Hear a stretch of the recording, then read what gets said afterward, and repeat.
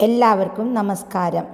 Warriors എൻ്റർടൈൻമെൻറ്റിൻ്റെ പുതിയ എപ്പിസോഡിലേക്ക് സ്വാഗതം. I welcome everyone to the new episode of Warriors entertainment.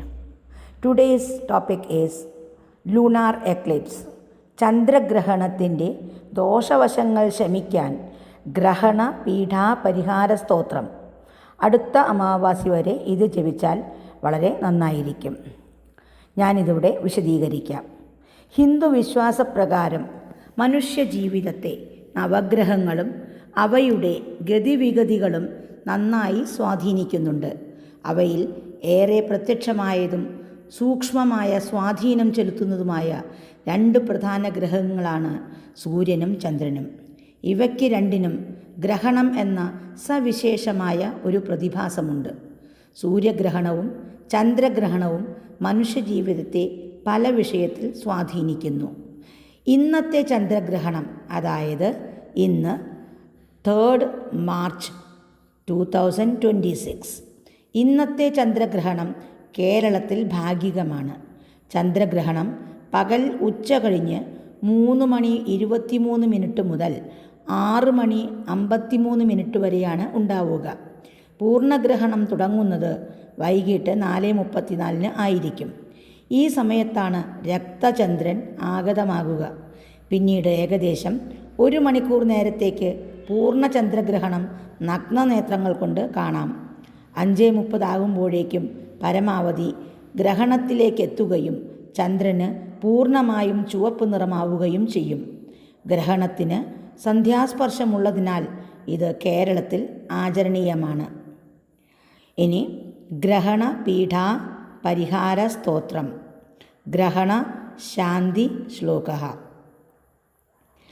ഇന്ദ്രോ നലോ ദണ്ഡധരശ്ച രക്ഷഃ പ്രാചേതസോ വായുകുബേരശർവാ മജ്ജന്മ ഋക്ഷേ മമ രാശി സംസ്ഥേ ചന്ദ്രോപരാഗം ശമയന്തു സർവേ. അഥ ഗ്രഹണപീഠാ പരിഹാരസ്തോത്രഃ. യോസൗ വജ്രധരോ ദേവ ആദിത്യാനാം പ്രഭുർമതഃ സഹസ്രനയനശക്ര ഗ്രഹപീഠാം വ്യപോഹതു.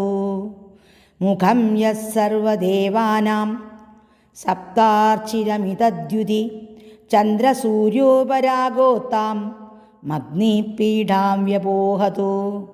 യഃ കർമ്മസാക്ഷിലോകാനാം യമോ മഹിഷവാഹനഃ ചന്ദ്രസൂര്യോപരാഗോത്താം ഗ്രഹപീഠാം വ്യപോഹതു.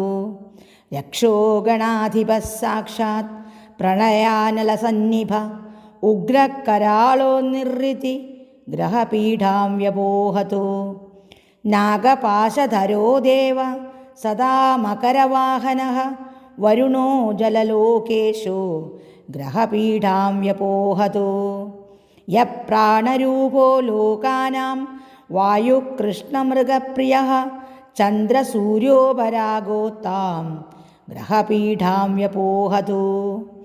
യോ യസൗ നിധിപതിർദേവ ഖഡ്ഗശൂലധരോ വരഃ ചന്ദ്രസൂര്യോപരാഗോത്താം കലുഷം മേ വ്യപോഹതു.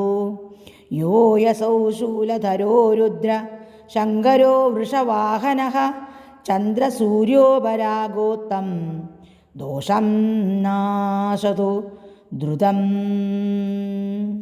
ഓം ശാന്തി ശാന്തി ശാന്തി. ഓം ഇതി ഗ്രഹണപീഠാ പരിഹാരസ്തോത്രം സമ്പൂർണം. നാരായണ നാരായണ നാരായണ.